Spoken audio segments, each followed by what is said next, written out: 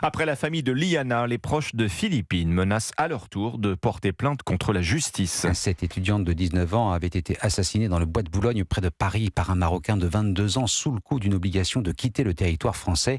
Sa famille demande des explications restées sans réponse à ce jour. Leur avocate dénonce de son côté une succession de négligences qui ont conduit au meurtre de Philippine. Caroline Baudry. Les similarités sont criantes dans les affaires Liana et Philippine, estime l'avocate de sa famille, maître Virginie Leroy. Il y a un point commun qui est inacceptable, c'est qu'on ne prend pas en compte dans le traitement des procédures la dangerosité des individus. Car le violeur et meurtrier de Philippine a déjà été condamné à 7 ans de prison ferme pour le viol d'une autre étudiante dans un bois 3 mois après son arrivée en France.